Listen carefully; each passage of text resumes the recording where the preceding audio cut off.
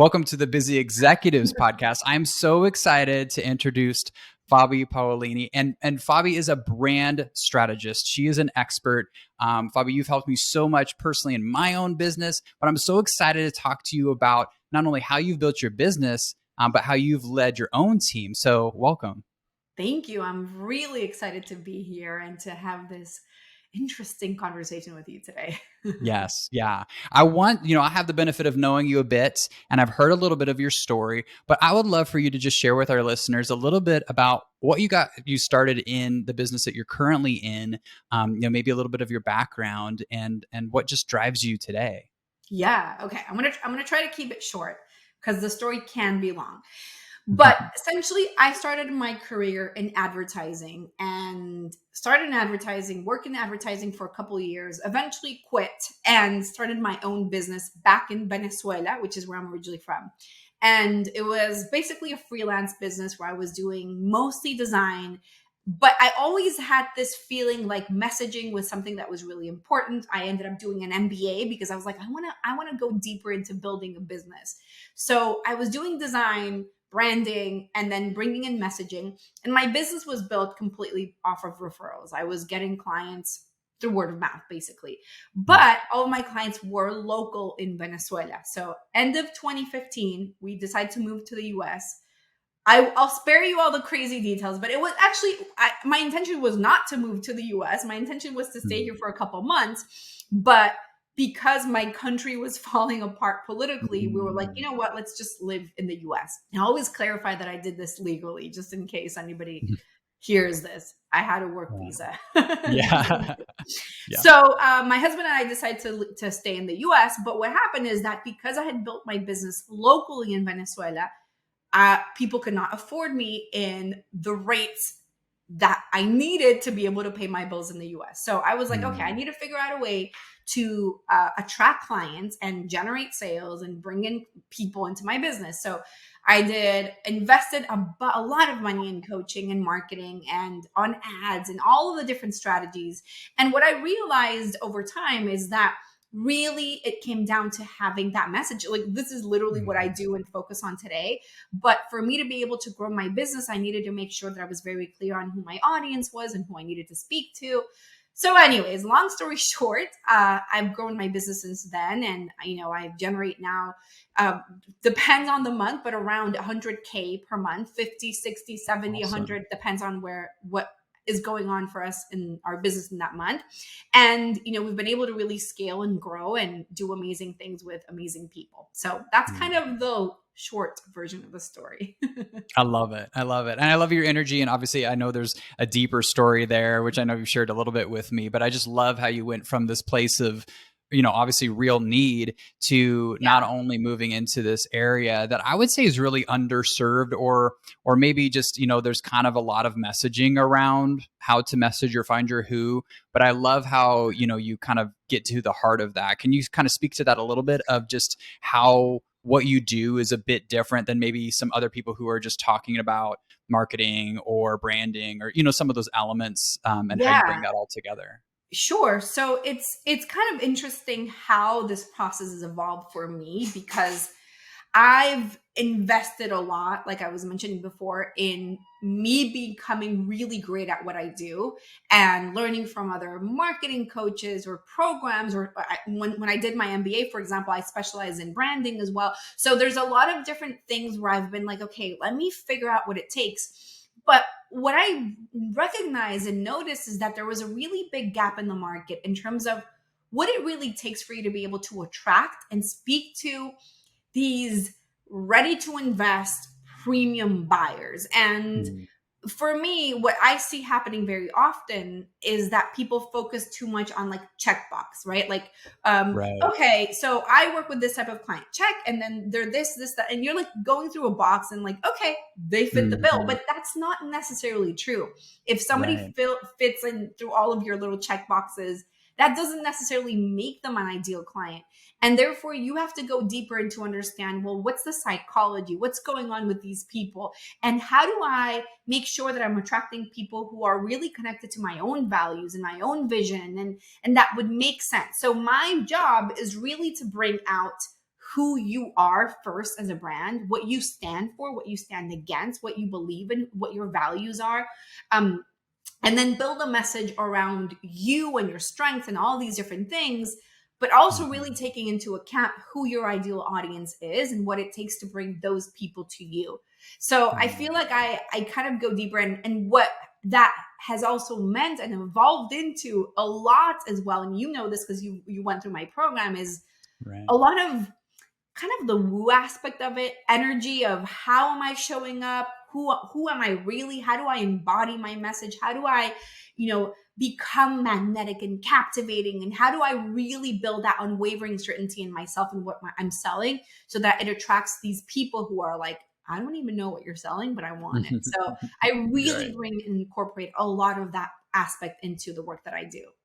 That's awesome. Yeah. And you're so awesome at it. And yeah, I've loved your course and being able to benefit from that personally with my own business. But what's interesting is, and maybe you can speak to this a little bit too, it seems like with leaders, maybe they've only got one person on their team and they're just kind Mhm. of scaling and growing, or maybe they have a couple of other people, that are with them, that there's so much focus on some of these elements of marketing, or we got to grow, that sometimes they really kind of struggle balancing that, right? Balancing, how do I optimize my team, how do I help us kind of stay forward moving with this vision but still keep growing. And I know just from witnessing what you've been able to do, and then some of the conversations we've had, that that's been a really big focus for you, of really empowering your teams and really helping make sure you got the right people in the right seats. And Oh, so if you don't mind talking a little bit about that, about your development going from, hey, I'm doing amazing, I'm kind of killing it just on my own, to, wow, I really need some support folks, and bringing in the right people at the right time, and how that's impacted you. well, one of the biggest lessons that I've learned in my business is to not solve a problem that you don't have yet. And Mm. what happens very often, or don't spend money on solving a problem that you don't have yet. What I see happening very often is people doing the opposite of that. They're like, oh, let me go and hire out, this massive team. It's funny. I have a client that I'm working with right now who like just recently started working. Like I've only had one call with her, and she generates about $20,000 per month and has a team of like 7 people. I'm like, what are you Wow. doing? Go hire these people. Like how do you even afford that much, right? So I think that Yeah. oftentimes we are like, oh, I need to scale, and you're spending all of this money and scaling, and you're not there yet. And obviously, I have like mixed feelings about this whole topic. I think that delegation and hiring people is fundamental, but you still first need to figure out what's necessary and how to do it in a way that's profitable for you. So there's this really important Mhm. balance. For me, finding the right team is the right people for your team is the most important thing of all. And I have a lot to share about this. We'll get into this in a second, but I Yeah. started hiring out as I felt there were things that I really didn't feel called to do anymore in my business, but were still Mhm. necessary. So the first thing that I hired was sales. And, Mhm. I did sales calls in my business for the first 2 years, basically. And then I was like, you know what? I mean, I could sell. Obviously, I've grown my business. It's been great. It's been fun, but I'm over it. And I was bringing Mhm. in enough leads and sales calls every single week or month or whatever that I was like, I really feel like this is something that I could delegate. So it was the first thing that I hired out. And my team is very small to this day. It really is. Right now, I have basically 4 people in my team. That's it. So it's not some crazy, team of people and support. And that's something that's important to me, but making sure that the people that are on it are really the right people. So Mm.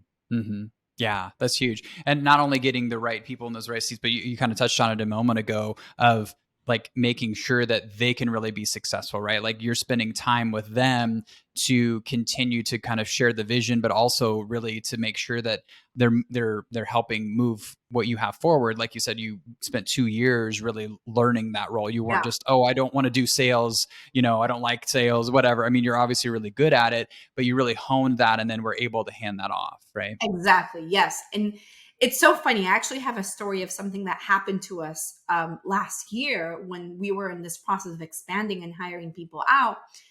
You know, I wanted to make sure that my team was supported. obviously. So I ended up hiring somebody who, again, back to the checkbox, right? On paper was perfect, right? She really fit into our company and was like, she was really great at what she did. But this is kind of interesting. The moment that she came onto our team, our sales dramatically dropped. Hmm. And we could not figure out, like, I don't understand what's going on. Nothing has changed. The only thing that has changed has been this person, and she's great on paper. Eventually, we ended up kind of parting our ways because it just felt like something was off, and it was really strange. Like, literally, almost the day she went her own way, we Mhm. had like 5 people reach out, like, you know what, I've been thinking about working with you and now I'm ready. And it's just so Mm. interesting how, that finding the right person sometimes goes even beyond the, again, like, okay, you fit the bill, on paper you're perfect, but there's something there that I Right. mean, I just wanted to bring that story up because I think it was just so interesting Interesting. to see that happen. Yeah. Yeah. Well, there's a lot of conversation around fit, right? And sometimes we Yeah, focus so much on, oh, fit with the team, or fit with that individual doing their role. And I mean, those are really important. But yeah, sometimes it's literally just the dynamic of, well, does this person help us and we're still growing? Or is there some friction there now? yeah, And really diving a little bit deeper, which it sounds like you guys were able to, very interesting and process. change it. Yeah, yeah. Yeah. Yeah. And she Hmm. was wonderful, right? Like Mhm. 100%. I don't know. Sometimes I think that fit it's just interesting as a process to grow your team and find out Right. what you need. But yeah, I think that of finding the right people is really fundamental, and really thinking Mhm. about, well, what do I need? What do I actually need in the moment, right? And I think that obviously there's things that are important for you to be able to delegate and hire out as soon as you possibly can. And then there's things that it's like we were talking about before, I need a master before I can hire somebody to do this job for me. Mm. Mhm. Yeah, it's a great principle because to your point, I think unfortunately a lot of times as business leaders, we can be focused on, oh, okay, I'm in this moment or I'm in the trenches, but here's where I'm going to be or want to be in a year or 3 years or 5 years, and then to your point, start hiring people for that or start acquiring all the resources or whatever it might be, and there's just a principle of like blooming where you're planted, right? Or being able to just really make sure that that soil is really good or do it yourself, like you said, Exactly. for a time because you're learning the experience so that you can really help someone and bring them in at the right time. Is that kind of what I'm hearing? Yeah, but also at the same time, there has to be a point of you realizing when not hiring out is actually holding you back. So I Sure. think that there's a good balance, or like there has to be a good balance around those things, right? What are the things Mhm. that you're doing that are not moving the needle for your business, and you're spending hours doing every single day or every week that you don't want to be doing, that are wasting your time? And it's like, why are you doing this, right? You should be at the Right. CEO level and you're doing this operational work that doesn't make sense, right? So there Right. has to be a balance of you saying, okay, when am I actually ready for this? And it's like, it's time, versus, well, now let me hire a team of 25 people. And now it's like you've created this crazy problem for yourself. So I think that Right. there has to be a really good balance between those two moments. Yeah, gosh, that's so true. Well, and I know, over your time, even before the company that you've currently formed and that you're, just thriving in, you've worked with a lot of leaders, smaller teams, right? And you've worked with a lot of folks who maybe have had some of the similar struggles or challenges that folks who are listening Mhm. might have. And so I'm curious on your perspective as you've worked with other leaders and business owners. What are some of those, I'll call them stub toes? What are some of those areas that you're just kind of like, okay, I see this over and over again, and maybe something that you've helped address in your own business, or just maybe that you've helped those folks see as they're leading their teams, as they're looking to scale, as they're looking to grow? Well, I think that what is really important, and I can talk a little bit more from my own experience, like personally in my own business. I mean, I can talk a little bit about clients as well, but from my own experiences, really defining that culture that you want to build or create Mhm. within your own company, right? Right. I can tell you that for me, I treat, and I'm gonna, this is just my way of doing things, right? I want to make it clear. advocating for this, although this is just who I am. But I treat my team like they are really part of the company, right? So I always tell them, I know that this is my business, but I feel like it is our business. And that Mm, everything that we do, we're doing to make an impact together. And that is something that is really important to me. I'm not, mm. kind of jealous with my business and being like, it's my precious, it's mine, right? It's not, Right. that's not how I look at business or how I look at my business. It really feels like it's teamwork. However, I've also had to learn, like, while on one end, again, like there's so much duality with the things I'm saying, but I know that these things will make sense to people too. It's like on one end, it's like we're equals. On the other end, I still have to lead them, right? And I Right. still have to learn how to manage whatever internal struggle that I'm going through privately. Some of the things I can bring Mm, up to my team and be like, okay, this is what I want, or this is this, or this is what, like, these are like my concerns. But then on the other hand, I've learned that there's things that I need to handle on my own and not right. be like, I'm panicking over this thing. And like, it's like, learn how to don't immediately react. Mhm. Yes. Yeah. Yeah. I'm curious, as you kind of decided to transition and add on folks to your team and Mhm. you talk about culture, was that something, what was your process a little bit for that? Was it mostly just, hey, I want to make sure that everyone has this ownership, or here are some of the pieces that I want to make sure that we're really focused on when it came to building out your team and building out that culture? I think that for me, it's been more like an intuitive process, not necessarily something that, at least in the beginning, I intentionally did. Hmm. But obviously, over time, I've been more and more intentional about what our culture is like and what are the things that are um, expected from of people, right? And because I think that, again, like I look at teams or my company in a very unique way. I see these people as it's our company, and therefore I trust them a lot, and I trust their judgments and decisions. So for example, with my sales team, if they're hopping on sales calls and not making offers to people, right? Not saying this is the program or this is what you should buy or whatever. I trust Hmm. that decision. I don't question, well, why didn't you make a sale? Like, what happened? This person was Hmm. ready.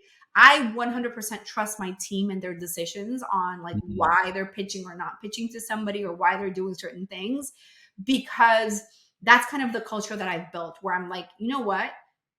You understand me, you know what I want, you know where we're going, and you know what's going to help us get there. So these are some of the things that I really incorporate into my business and how I look at leadership. Yeah.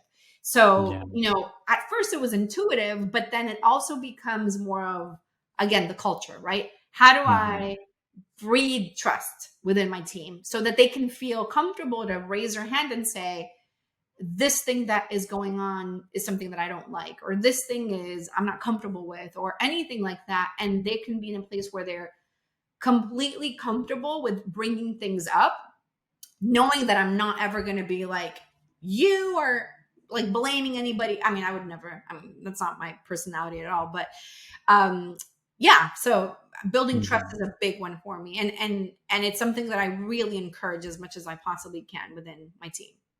Yeah, yeah. Well, and your results show it. But I think, a couple of things I'm picking out and hearing, there's quite a bit, but, really valuing them and Yeah. obviously their impact in the organization, really trusting them, hey, I trust you even if you're not making the sale, but then also giving them that authority as well, right? To make some of those decisions, or to, help kind of move forward what you have. And so, like you said, there's definitely a balance there. But I just love that those are pieces that are just obviously really important to you, and I'm sure makes your team say, "Oh my gosh, I love working with Bobby," and so that's awesome. Yeah, I think that it really, again, it's just a very particular relationship that we have, because it's like a family, honestly. Mhm. And again, obviously, I'm still the leader, but at the same time, it's a family where we're really protecting and looking out for each other.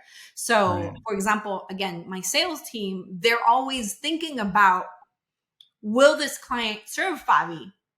right? Protecting Mm. my energy, because we've had obviously I've been doing this since 2016. And as my message has evolved, clients that I get are better and better and better, like better, more resourceful and more committed and all these different things. But obviously, over time, there's been people that, and unfortunately not many, but there's people that are like energy suckers, right? And they've been Mhm. difficult. And so we've learned to be like, okay, I have 3 kids. I have my full-time business. This is what I do.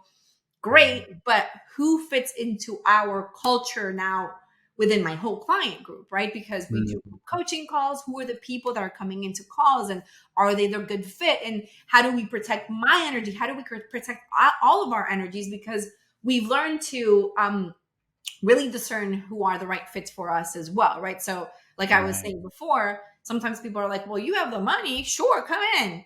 And I've learned Mm. to not do that, because sometimes people that have the money, that does not make them qualified enough to be your ideal client, and they end up Mm. hurting your business in more ways than you can imagine. So my team has been really protective of me, just like I'm protective of them. So it really is a very tight knit group that we have where we're looking out Mhm. for each other.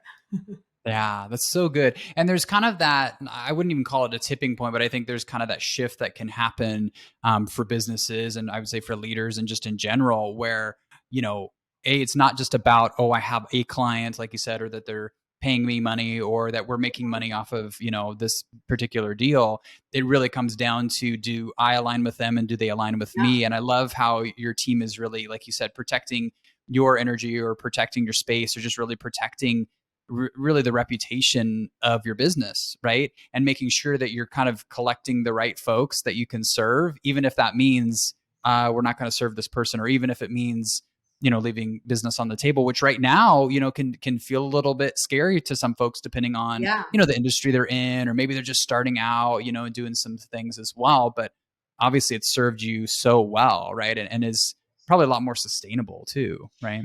Well, I think that in the beginning, I was more like, you are ready. You want to be my client? Okay, sure. I would take anybody on. And I Right. think that's natural in the beginning when you're trying to make money. But because of where I've grown now, I really can have the luxury of saying no to people. And like maybe a month ago, I had a big client that really, or person that really wanted to work with me. And he was like all in. And this was somebody who is already highly successful and like a very big coach in his area. And, you know, I can't, like, huge guy, basically, right? And there were just these red flags that kept on coming up for me, that I was like, Mhm. I don't feel, I'm not sure. I'm not sure if this person's right. There was something in my gut that would tell me, I don't think that this is somebody who's going to add to my business. Yes, he was Mm. ready. He was like, here's like, I'm ready to pay in full, like multiple 5-figure client. On paper, Mm. everything sounded great, but something felt off. And part of that Mm. was him not respecting completely my process, or like wanting to Mm. bypass my team and things like that. That I was like, Mm. so I ended up turning him down.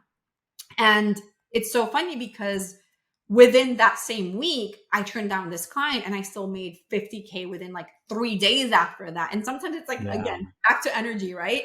Yeah. It's, I'm opening space for the people who are 100% the right fit, and that will respect me, my process, the way that we do things, the way that we look at things. So I just think that it really comes down to you being very clear about that, because I've brought in people in the past where I've been like, intuitively, I'm not sure, there's something off, and I say yes to them. And it's like, I mean, I'm just again, like energy suck, right? Like a vampire completely draining you and needing you all day. And it's like, this Mhm. is not a good fit. And it's just leaving me exhausted to open up space for the people that aren't like that, that really do need me and are going to get great results. So I've learned to be very strict with my gut and be like, if it feels off, it's off. And I love the money, Mhm. but I love Yep. myself even more. And I love my team even more. So you know what? Yeah. Thank you. Next. and it always opens up space for better, not better people. It's not like somebody's good or bad, but just people that are better fits for our culture. Yeah. Better alignment, right? I mean, whether we're talking about clients or we're talking about, folks that you're hiring or just really Exactly. anybody in your sort of vendors. I mean, there's so many different areas with that. And Yeah. yeah, Mhm. that's so true. So true. That's awesome. Well, I'm curious, just from your perspective too, because obviously a lot of the leaders who are listening, have to kind of wear the growth hat or the marketing hat, or that's part of their vision, right? And so when you forecast ahead over the next 12 months, I know you're very in tune with a lot of not only social media, but just a lot of the ways to really reach your ideal client or to continue to grow your business. What are some things that you see forecasting ahead, or maybe some things that you're really keyed into to help a business grow? Yeah, that's a good question. I really, because somebody recently asked me, like, I don't understand. How are you on everything, like doing everything? All the And things, I yeah. just really like to pay a lot of attention on like where I feel the market is naturally going. Obviously, like the obvious answer right now is AI and how to leverage AI, like Chat GPT and Midjourney and all these companies that are now showing up, how to leverage that to grow your business and how to Mhm. really take advantage of some of these things. But with that specific topic, I think that what's going to very naturally happen is I mean, we've already seen video taking over the market, like TikTok and YouTube. I mean, obviously YouTube has been around since forever, but what's happening with TikTok and YouTube Shorts and Instagram Reels and all these things have been growing. But I actually think that AI is going to amplify that even more. And the Mhm. reason for it is that you can't duplicate the energy of you being on camera, right? That's Right. possible. So what's going to happen is that traditional SEO using blog posts and doing all these different things to grow your business is going to be like everybody's doing it because you can create an blog post in 2 minutes, not even using Chat GPT or whatever. So I think that people, what I mean, not today, right now, go and leverage that as much as you can. Use Chat GPT, write blog posts, drive traffic to your website. But the market is going to get more and more sophisticated, and people are Mhm. not dumb. They're going to be like, okay, I see this article, great, thank you, but how do I know this is your expertise? How do I know Chat GPT? Or like, how do I know? Mhm. So Mhm. video, I really feel is going to become even more relevant. And I know it's already very relevant, but it's going to take on a different layer because now it's like, even if you're using Chat GPT to write the script for you, nothing can replace the energy of like experiencing you and listening to you. So I Right. really feel like if you're going to pay attention to anything in your business moving forward, it's how do I leverage video, short form video, long form video, whatever you want, whatever feels good to you. But Mhm. definitely that's going to be a thing that's going to become more and more prevalent. Like it's already very prevalent, but it's going to become even more prevalent moving forward. Right. So if I hear you right, it's already important, but because of some of these other things that can be just kind of copyable, or some of these things that can be Mhm. automated, the authenticity of somebody like us, having a video conversation or seeing a little snippet or something is going to be even higher, because there's even things like, having video of, someone and it looks realistic, but there's just certain things like Yeah. energy or just like an authentic voice that you can't replicate. So if I hear you right, those things are going to be even more important because people are naturally going to be attracted to that because there's all this like static now or copycatting that may be going on. Is that Right. kind of what I'm hearing? Exactly. Yeah. There's going to be more content because people are leveraging these platforms to create Sure. content, which is great, but also that video content can't really be duplicated. I don't even think that even if you're using AI and like robots, like I don't know. You know what I mean? This sort Right. of stuff to create video. I don't think that your energy could ever be replaced. So Mhm. definitely. And you see these stories. I was watching it. I'm into TikTok, just to make it clear. I was Uh-huh. watching this TikTok the other day about this company where this guy was raising capital for whatever startup that he has. I don't know. Whatever it is. I don't remember what it was right now. And he started documenting his journey through TikTok. Like, oh, I'm sending these letters out and I'm sending this and I'm saying just behind the scenes of this company owner who's building this business and has his ideas. Long story short, one of his videos goes viral, and he had somebody reach out and be like, I'm actually interested in learning more about what your startup is about. And he ended up getting, I don't know, like 10 or $15 million investment just Wow. from him showing up on TikTok and showing that behind the scenes process of him trying to find investors for his company. So I just think that raw content that is really real and not, let me try to be perfect, especially in for your audience. There's a lot of these leaders who have companies with big employees or a lot of employees or whatever. I feel like what would definitely be a mistake is you thinking that as the CEO or as the director or president or whatever, like marketing is for somebody else completely. And I think obviously there's people that you can hire out for this, but you are still the face of your brand, even if you're not the face of your brand. Like your Mhm. story, how you created this, how you're building your business and your employees, and how you're showing up as a leader, all of that could be leveraged so much because you can really build authentic connections with your audience. And even if you're like, but whatever, I'm in an industry where, no, I promise you, there's a space for everybody. And the more that you leverage video and you leverage your story, it's going to be more impactful for your own growth in every possible way, both in the talent that you can attract and in the clients that you can bring into, vendors, like everything. Yeah. Yeah. I love it. So good. So good. And you're so great at it. And so I know there's going to be listeners and folks who are listening to the podcast who are like, okay, I need some help from Fabi. I know that, I want to take where we're at, which may be good, and really take it to the next Mhm. level when we're talking about that brand strategy and really showing up for yourself as a business owner or business leader. And then obviously for that growth. And so, how can folks find you? What's some of the best ways that they can maybe, take advantage of what you have to offer? Yeah. So let me kind of, before I tell you that, let me tell you a little bit of what my focus is, just so Mm-hmm. that your listeners can listen in and feel like, okay, is this something that I need or not? So, what Yeah. we focus on more than anything is really defining who you are as a brand and how do I attract the right people into my business, the right clients into my business. Now, I've had clients that come to me that are making $100,000 per month who are like, I hate my clients.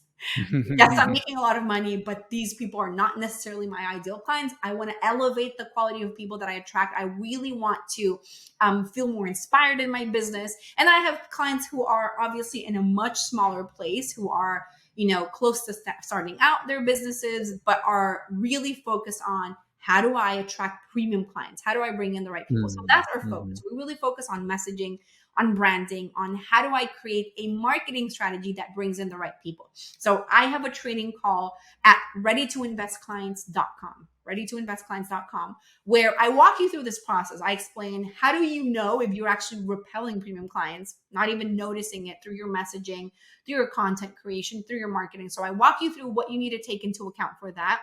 And then I have so much information everywhere. Fabi Paolini, you can find me everywhere: Instagram, TikTok, YouTube, like basically everywhere. I create a Yeah. lot of content, a lot. So I have a podcast as well. So just look me up, fabipaolini.com, or go to readytoinvestclients.com and sign up for the training. Awesome. Yeah. No, and you're so great. And I love, obviously the passion that you have for it and the results, right? So sometimes folks will have kind of like an idea, or they'll be able to share some of these principles, but you can not only back it up with your results, but honestly, the results of your clients. And I know I've benefited so much from your help and your coaching as well. So thank you for sharing with our listeners and your experience too, just really in how you've grown your business and as a leader. And so thank you so much, Fabi. We really appreciate your time. I love it. Thank you so much, Michael.